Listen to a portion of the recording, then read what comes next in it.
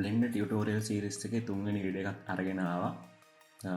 පළවෙනි වීඩියෝ එකේ මම ඉන්ට්‍රොඩක්ෂන් එක ගැන කතා කරා. දෙවෙනි වීඩියෝ එකේ ඔබ්ජෙක්ට් මෝඩ් එකේ කොහොමද ඔබ්ජෙක්ට් ඇඩ් කරන්නේ ඩිලීට් කරන්නේ කියලා කතා කරා. ෂෝට්කට් එකක් කියලා දුන්නා. අපි දැන් බලමු එඩිට් මෝඩ් එකේ මොනවද කරන්න පුළුවන් කියලා. සාමාන්‍ය ඔබ්ජෙක්ට් මෝඩ් එකෙන් ගන්න ඔබ්ජෙක්ට් එකක් අපි එඩිට් කරන්නේ එඩිට් මෝඩ් එකේ.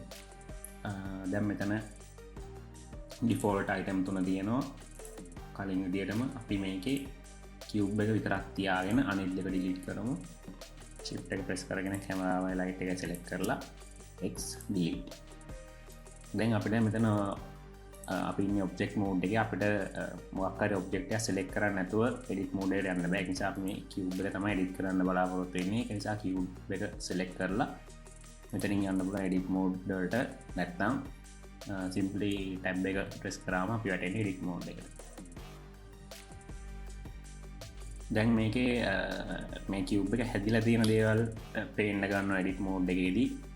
සාමාන්‍ය ඔබ්ජෙක්ට් එකක් හැදෙන්නේ vertices වලින්. එන්න මේ ලක්ෂ වලින්. කියුබ් එකේ ලක්ෂ ටික ඊට පස්සේ edges තියෙනවා. ඊට පස්සේ face තියෙනවා. මේ ටික තමයි ප්‍රධාන වශයෙන් කියුබ් එකක තියෙන්නේ. මෙතන උඩ අපිට select කරන්න පුළුවන් තුනක් තියෙන option. මේ vertex mode එක, එතකොට edge mode එක, face mode එක. face mode එකේදී අපිට face king එක select කරන්න පුළුවන්. shift එක press කරගෙන අපිට ගොඩක් උනත් select කරගන්න පුළුවන්. 3D viewport එකේ rotate කරගන්නේ move කරන්නේ mouse එකේ scroll wheel එකෙන්. හරි. දැන් මම දැනට මේ side panel එක පොඩ්ඩක් අයින් කරගන්නම්. T press කරලා ඒක අයින් කරගන්නම්.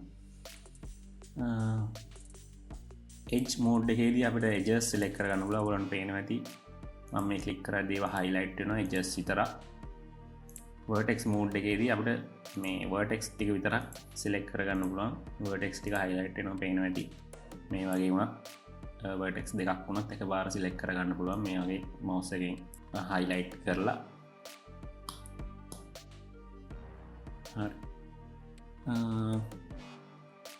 දැන් අපි මේවටත් මේ තුනට shortcut තියෙනවා. keyboard එකේ උඩ තියෙන නම්බර් පෑඩ් එකේ 1 press කරාම අපි එන්නේ මේ vertex mode එකට, vertex selection mode එකට. 2 press කරාම edge select mode එකට. 3 press කරාම face select mode එකට. දැන් මම අපි උදාහරණ වශයෙන් අපි දැන් edge එක select කරගමු. මේ විදිහට edge එක select කරාට පස්සේ අර වගේම තමයි G වලින් අපිට මේක grab කරන්න පුළුවන්. එහෙට මෙහෙට. මේ විදිහට G press කරාන් පස්සේ mouse එකට එනවා, cursor එකට එනවා. අපිට කැමති තැනකට මේක place කරන්න පුළුවන්. නැත්නම් X press කරාම මේ X වලින් විතරක් move කරන්න පුළුවන්. Y press කරලා Y වලින් විතරක් move කරන්න පුළුවන්. Z press කරලා Z වලින් විතරක් move කරන්න පුළුවන් මේ edge එක. ඒ වගේම තමයි rotate. මේ edge එක select කරලා R press කරොත් rotate කරන්න පුළුවන් ඕන පැත්තකට. RX rotate කරන්න පුළුවන් X ඔස්සේ විතරයි. RY Y වලින්, RZ Z වලින්. ආයෙමත් scale edge එක select කරලා S press කරාම අපිට scale කරන්න පුළුවන් edge එක. මේ විදිහට X වලින් කරොත් X වලින් විතරයි, Y press කරොත් Y වලින් විතරයි scale වෙන්නේ, Z press කරොත් Z වලින් විතරයි scale වෙන්නේ. මේ edge එක Z වලින් Y වලින් scale වෙන්නේ නැහැ. ඔය විදිහට තමයි face එකක් අපිට select කරන්න පුළුවන්. 3 තමයි shortcut key එක. 3 press කරාම face select mode එකට යනවා. මේ face එක select කරමු. G වලින් grab, GX වලින් X වලට X ඔස්සේ විතරක් move කරන්න පුළුවන්. Y වලින් Z වලින් අර පරණ විදිහටමයි. එතකොට face එක select කරලා R කරොත් rotate කරන්න පුළුවන්. X Y Z වලින් ඒ axis ඔස්සේ rotate කරන්න පුළුවන්. S press කරොත් scale කරන්න පුළුවන්. X Y Z ඔස්සේ scale කරගන්න පුළුවන්.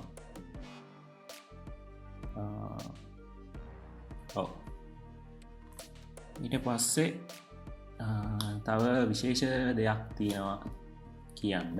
loop cut. දැන් මේකේ අපිට පේනවා faces ටික තියෙනවා ලස්සනට. vertices තියෙන්නේ මෙන්න මේ තැන් වල විතරයි.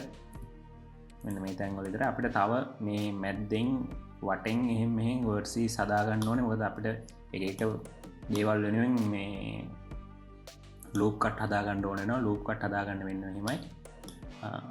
control R press කරාම මෙන්න මේ විදියට මෙතන control R එකේ මේ පැත්ත පේන්නේ නැහැ.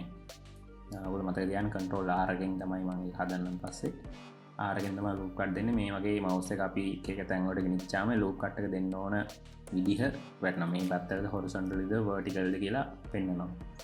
vertically නම් මෙතන mouse එක නතර කරලා එක loop cut එකයි නම් mouse එක left click කරාම ඔහම loop cut එක create වෙනවා. නැත්නම් අපිට loop cut ගොඩක් ඕන නම් scroll wheel එක උඩට පල්ලයට කරකවලා loop cut ගන්න අඩු වැඩි කරගන්න පුළුවන්. මම දැන්ට 3-4ක් විතර ඇඩ් කරන්නම්. ආන select කරලා ඊට පස්සේ mouse එක එකපාරක් click කරාම loop cut position එක select කරන්න කියලා කියනවා. මේ විදිහට දෙපැත්තට කරලා mouse එක දෙපැත්තට කරලා loop cut position කරන්න පුළුවන්. මම මැද හරින් තියලා ආයෙ mouse එක click කරාම loop cut එක වදිනවා. දැන් අපිට face mode එක ගත්තොත් face selection mode එක ගත්තොත් faces ගොඩක් මේ loop cut ඔස්සේ අපිට words ඉසුත් ගොඩක් ආවා. ඔය විදිහට මේ පැත්තට loop cut දාලා බලමු. control R මේ පැත්තට loop cut එක select වුණාට පස්සේ scroll wheel එක කරකවලා 4ක් විතර දාගෙන මේ විදිහට loop cut දාගමු. දැන් මෙතන faces ගොඩක් ආවා. මේ faces උත් අර විදිහට G වලින් grab කරන්න පුළුවන්, R වලින් rotate කරන්න පුළුවන්, S වලින් scale කරන්න පුළුවන්. ඔය වගේ දේවල් කරන්න පුළුවන්. මේ පැත්තට loop cut දාලා press කරලා එහෙම ආවට පස්සේ තමන්ට කැමති loop cut ගන්න select කරලා කැමති position එක දීලා mouse එකෙන් left click කරාම loop cut එක create වෙනවා. ආයෙත් මෙතනත් වෙනවා අපිට face ද ඕනනම් edges ඕන විදිහකට කරගන්න පුළුවන්. තව පොඩි දෙයක් කියලා දෙන්න. extrude කියන්නේ අපි මොකක් හරි දෙයක් නිකන් grab නෙමෙයි දික් කරනවා වගේ. කියන්නේ අලුතෙන් ඒක එතන අලුතෙන් create කරනවා වගේ දෙයක්. දැන් මම face selection mode එකට ගිහලා මේ face 4 select කරගන්නම්කෝ. shift එක press කරගෙන faces ටික select කරගන්න තියෙන්නේ. G press කරොත් මේ විදිහට මේක grab වෙනවා. extrude වල shortcut එක තමයි E press කරොත් මේක extrude වෙනවා මෙන්න මේ විදිහට. E වලත් එක එකද පැති වලට කරන්න පුළුවන්. Z කරොත් Z press කරොත් Z ඔස්සේ විතරයි extrude වෙන්නේ. X වලින් X වලට විතරයි, Y වලින් Y වලට විතරයි. ඔය වගේ පුළුවන්. අපි Z වලින් extrude කරලා බලමු. ඔන්න තමයි final object එක තියෙන්නේ. object එක edit කරගන්න මේ වගේ edit කරගන්න පුළුවන්. edit mode එක object mode එකෙන් මේක කරන්න බෑ. දැන් ආයේ අපි object mode එකට යන්න ඊට කලින් ඕනනම් මෙතන loop cut හදන්න ඕන නම් ආයෙමත් අපිට මෙතන loop cut ඕන තරම් දෙන්න පුළුවන්. ඔය විදිහට ඕන තැනක loop cut දෙන්න පුළුවන්. හරි. මේ ටික තමයි basically object mode එකේ කියලා දෙන්න තියෙන්නේ. තව ගොඩක් දේවල් තියෙනවා. අපි ඒවා පස්සේ තව වැඩ කරගෙන යද්දී අඳුන්වලා දෙන්නම්. මොකද එකපාරම දැම්මොත් එහෙම අමාරුයි. ආයෙ tab එක press කරලා object mode එකට එන්න පුළුවන්. ඒකට මේ විදිහට තමයි object එක පේන්නේ. හරි. ඊළඟ වීඩියෝ එකේදී මම තව ටියුටෝරියල් එකක් අරන් ඉන්නම්. ඒකෙදී මම bevel දාන විදිය එතකොට modifiers ද වගේ දේවල් මම අරන් ඉන්නම් ඊළඟ වීඩියෝ එකෙන්. ඒවත් අත්‍යවශ්‍යයි මොකක් හරි මොඩල් කරද්දී. හරි. එහෙනම් ඊළඟ වීඩියෝ එකෙන් හම්බෙමු.